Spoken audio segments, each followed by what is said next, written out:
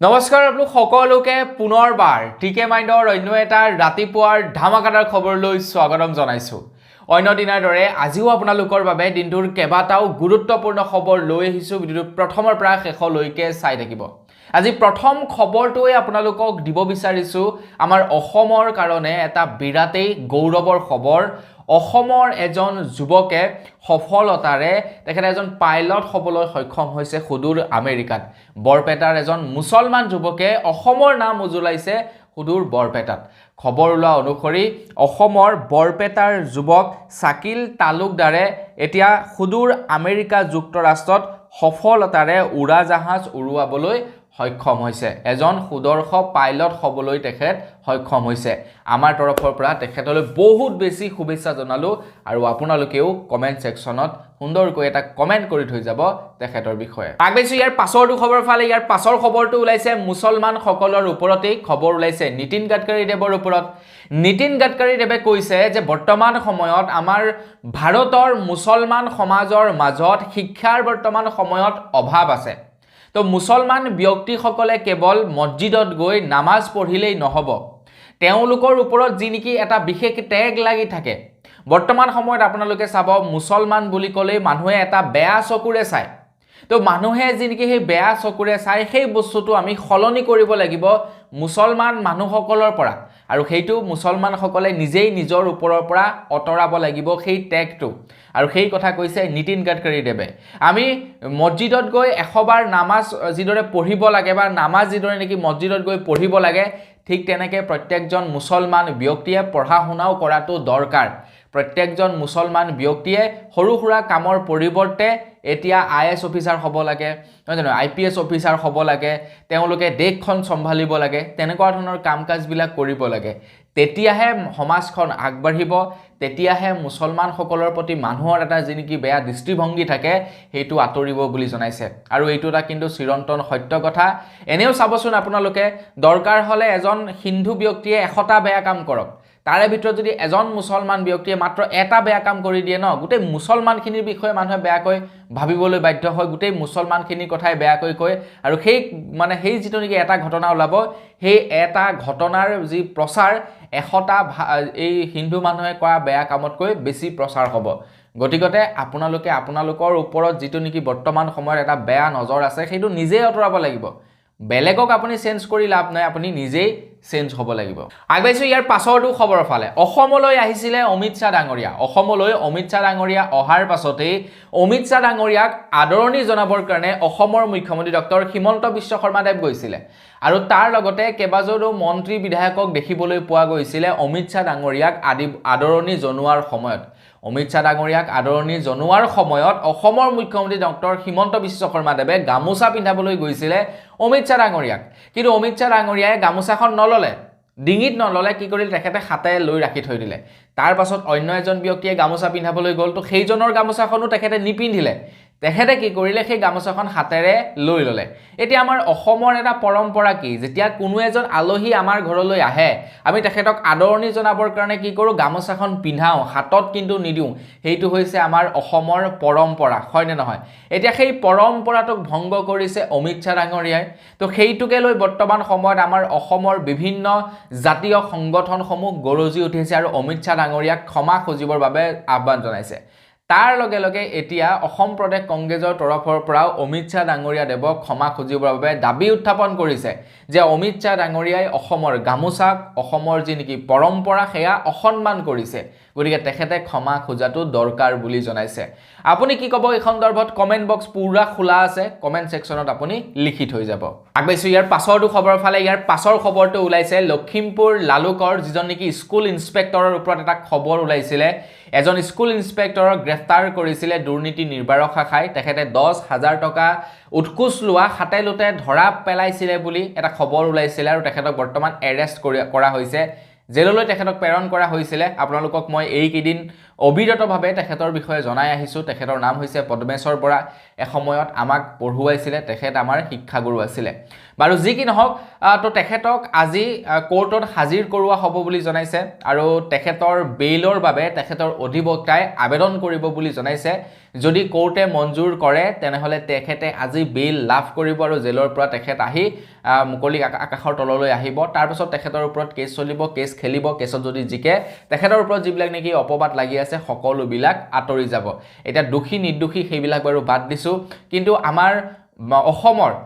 যি নেকি দুৰ্নীতি নিৰ্বাৰক শাখা তেখেতলোকক আমি সেলুট জনাইছো তেখেতে যাতে অনাগত সময়তো বৰ্তমান যিদৰে নেকি এজন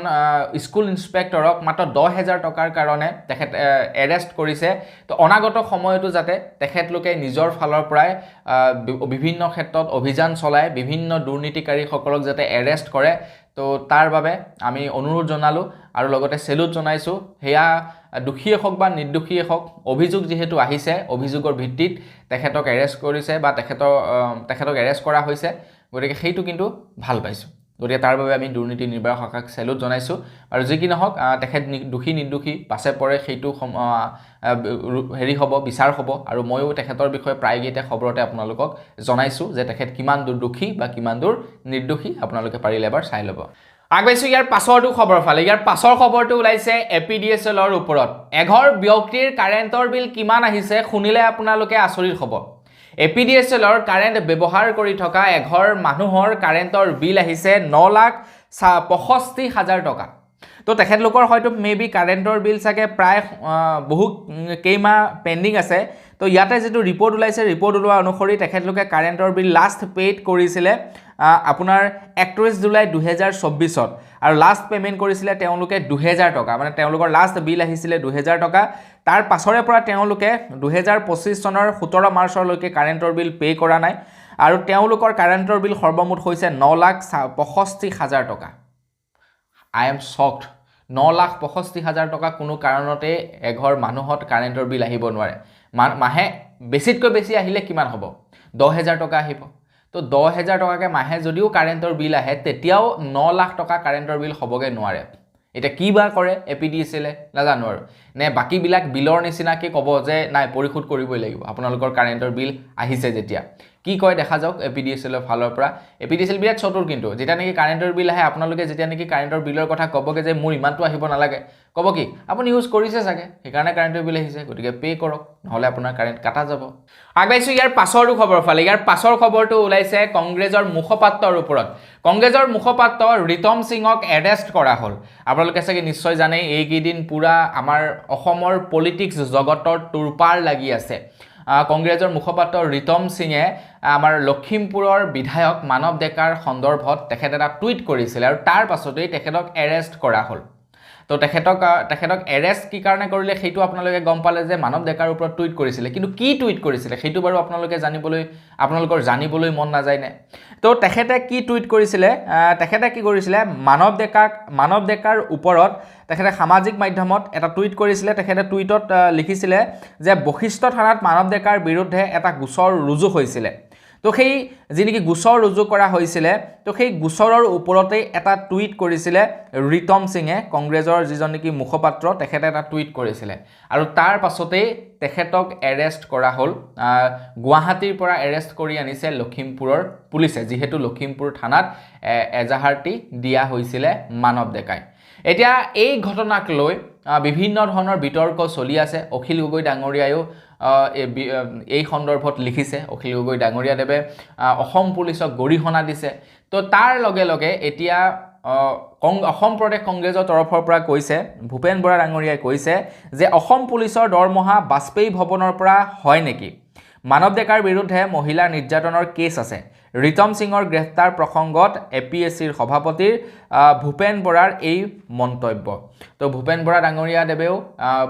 অসম পুলিচক গৰিহণা দিছে যে আপোনালোকৰ দৰমহা বাজপেয়ী ভৱনৰ পৰা আহে নেকি যে আপোনালোকে ইমান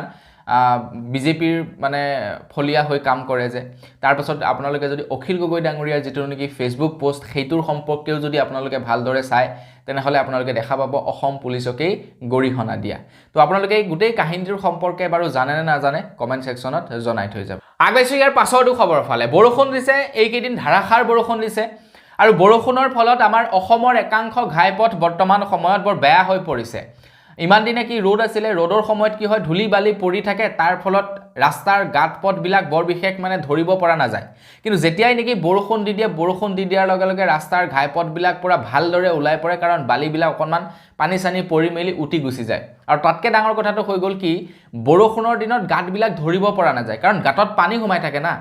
আমাৰ নেশ্যনেল হাইৱেটো এতিয়া নেশ্যনেল হাইৱে হৈ থকা নাই আমাৰ অসমৰ প্ৰায়কেইটা নেশ্যনেল হাইৱে হৈ থকা নাই সৰু সৰু ক'ব গ'লে সেইকেইটা ছুইমিং পুল হৈ আছে বেলেগৰ কথানো কি ক'ম আমাৰ লখিমপুৰৰ যিটো নেকি নেশ্যনেল হাইৱেটোৰ অৱস্থাই তেনেকুৱা ঠায়ে বিশেষকৈ আমাৰ এই নাওবৈচা সমষ্টিৰ যিডোখৰ এলেকা সেইডোখৰ যিডোখৰ নেশ্যনেল হাইৱে ক'বলৈ গ'লে এক প্ৰকাৰ এইকেইটা প্ৰকাণ্ড পুখুৰী এইকেইটা নেশ্যনেল হাইৱে বুলি ক'লে ভুল হ'ব এটা প্ৰকাণ্ড পুখুৰী হৈ আছে বৰ্তমান সময়ত এই অৱস্থা নেশ্যনেল হাইৱে আপোনালোকৰ তাৰ ৰাস্তাবিলাক বাৰু কেনেকুৱা কমেণ্ট ছেকশ্যনত জনাব বাকী গাঁৱলীয়া ৰাস্তাবিলাকৰ কথাটো ক'বলৈ বাদেই দিলোঁ বাকী নেশ্যনেল হাইৱেৰ অৱস্থাই এয়াই হৈছে ভাৰত চৰকাৰৰ উন্নতি বিজেপি চৰকাৰৰ উন্নতি বাৰু যি কি নহওক এতিয়া খবৰ ওলাইছে 37 নং ৰাষ্ট্ৰীয় ঘাইপথৰ পৰা ডিমৌ 37 নং ৰাষ্ট্ৰীয় ঘাইপথৰ অৱস্থা আপোনালোকে চাওক মানে এই কেইদিনো বৰষুণ দিছিলে এই কেইদিনৰ বৰষুণতে এই অৱস্থা হৈছে ডিমৌ 37 নং ৰাষ্ট্ৰীয় ঘাইপথৰ তো মাছ এৰি দিওঁ নি ঠিকা এটা লৈ লওঁ নেকি এই যিমান আমাৰ নেশ্যনেল হাইৱেবিলাকত গাঁত আছে না চবতে বাপ্পাকে মাছ মেলি দিওঁ তাৰপিছত আপোনাৰ মাছ ডাঙৰ হ'ব সেইখিনি বিক্ৰী কৰিম নহয় জানো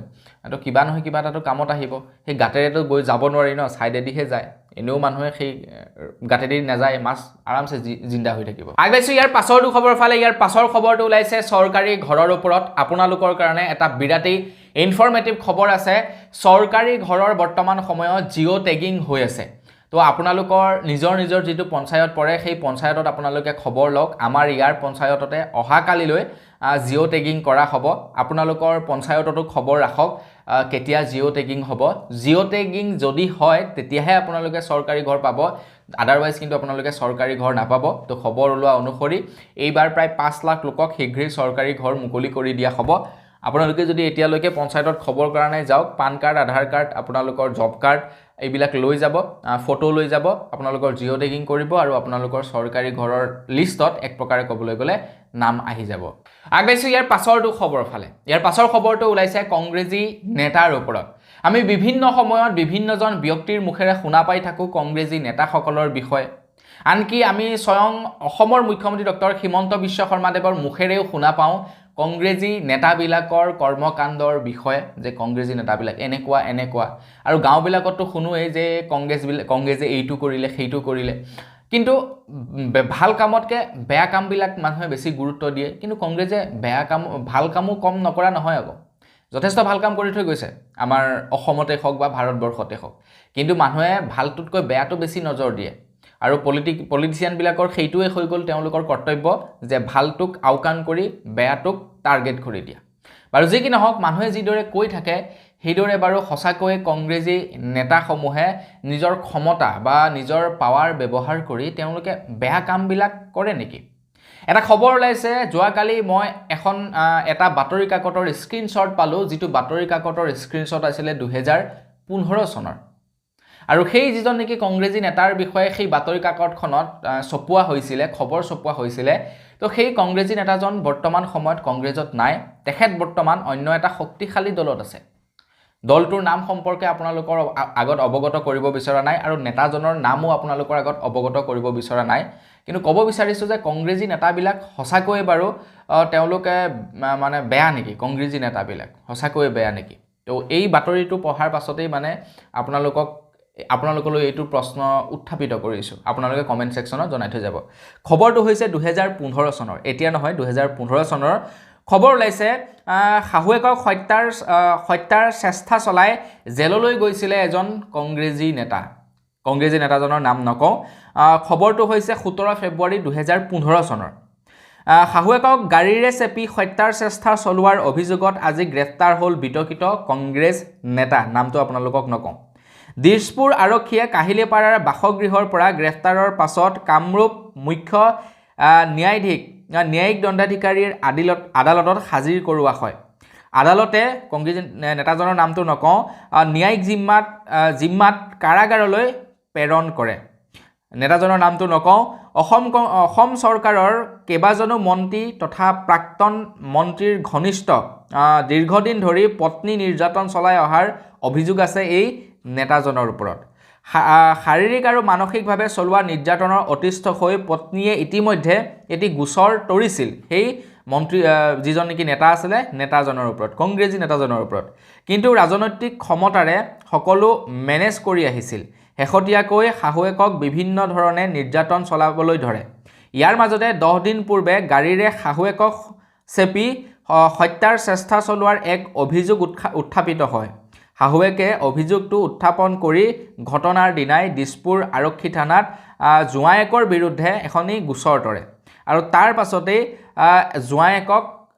এৰেষ্ট কৰিবলৈ বাধ্য হয় বুলি জনাইছে। তো তাৰ পাছত 307 ধাৰা আৰোপ কৰে সেই কংগ্ৰেছী নেতাজনৰ ওপৰত। তো কংগ্ৰেছী নেতাজন বৰ্তমান কংগ্ৰেছত নাই, আকৌ এবাৰ কৈছোঁ তেখেত বৰ্তমান এটা শক্তিশালী দলত আছে। কোনটো দল সেইটো সম্পৰ্কেও আপোনালোকক উল্লেখ কৰিব বিচৰা নাই, নহ'লে মোক শুনি বাপেকে জেলত ভৰাই থৈ দিব। আৰু যি কি নহওক আপোনালোকলৈ এইটো প্ৰশ্ন এৰিলোঁ যে সঁচাকৈ কংগ্ৰেছী নেতাসকলে তেওঁলোকৰ পাৱাৰ ব্যৱহাৰ কৰি বেয়া কাম কৰিছিলে নেকি বাৰু? কমেণ্ট ছেকশ্যনত জনাই থৈ যাওক। আগবাঢ়িছোঁ ইয়াৰ পাছৰটো খবৰ ফালে। ইয়াৰ পাছৰ খবৰটো ওলাইছে গৰঙা মন্দিৰৰ পৰা। গৰঙা মন্দিৰৰ যি নেকি দৌল উৎসৱৰ সৈতে ওতঃপ্ৰোতভাৱে জড়িত হৈ থাকে বৰষাৰাণী বিষয়া। আৰু এইবাৰ মানে ইণ্টাৰেষ্টিং কথাটো হৈ গ'ল, সেই দৌল উৎসৱত উপস্থিত থাকে গৌৰৱ গগৈ ডাঙৰীয়া, মানে অসমৰ সাংসদ গৌৰৱ গগৈ ডাঙৰীয়া উপস্থিত থাকে। আৰু তাৰ পাছতেই মানুহে ভাবিবলৈ বাধ্য হয় যে বৰষাৰাণী বিষয়াটো বহুদিন ধৰি শিল্পী জগতৰ পৰা আঁতৰি আছে, চলচ্চিত্ৰ জগতৰ পৰা আঁতৰি আছে, তো বৰষাৰাণী বিষয়াও পলিটিক্সত জইন কৰিব নেকি? এই সম্পৰ্কত যেতিয়া নেকি বৰষাৰাণী বিষয়াক সুধিলে তেতিয়া বৰষাৰাণী বিষয়াই ক'লে যে বৰ্তমান সময় মই তেনেকুৱা ধৰণৰ একো ভবা নাই, কাৰণ বৰ্তমান সময়ত তেখেত ব্যস্ত হৈ আছে কেঁচুৱাৰ আলপৈচান ধৰাত, কাৰণ তেখেতৰ বৰ্তমান এগৰাকী ছোৱালী সন্তান জন্ম হৈছে। তো ছোৱালী সন্তানৰ আলপৈচান ধৰাত তেখেত ব্যস্ত হৈ আছে। আৰু কথাটো হৈ গ'ল তেখেতক অসমৰ প্ৰায় সংখ্যক মানুহে ভাল পায়। যেতিয়া এটা ৰাজনৈতিক দললৈ যাব তেতিয়া সেই ভাল পোৱা মানুহখিনিয়ে বেয়া পোৱা হ'ব বৰষাৰাণী বিষয়াক। গতিকে সেই হিচাপত বৰষাৰাণী বিষয়াই কেতিয়াও ৰাজনৈতিক পাৰ্টিত নাযায় বুলি কৈছে যে বৰ্তমানটো যোৱাৰ কোনো চিন্তা চৰ্চা নাই, ভৱিষ্যতৰ কথা কোনো ক'ব নোৱাৰে। তো ভৱিষ্যতলৈও যোৱাৰ মোৰ চিন্তা নাই, তথাপিও ক'ব নোৱাৰে কাৰ কেতিয়া কি হয়। তো এনেধৰণৰ মন্তব্য কৰিছে বৰষাৰাণী বিষয়া। মই ক'ম যে যাব নালাগে, পলিটিক্সত গ'লে মানে বাকী কেইজনৰ অৱস্থা যেৰি হৈছে তো ঠিক তেনেকুৱাই হ'ব পাৰে। আগবাঢ়িছোঁ ইয়াৰ পাছৰটো খবৰ ফালে। ইয়াৰ পাছৰ খবৰটো ওলাইছে PM সূৰ্য ঘৰ যোজনাৰ ওপৰত। আপোনালোকে বাৰু PM সূৰ্য ঘৰ যোজনাৰ বাবে আবেদন কৰিলে নাই? যদি আবেদন কৰিছে শীঘ্ৰেই আপোনালোকৰ ঘৰৰ ছাদত আহি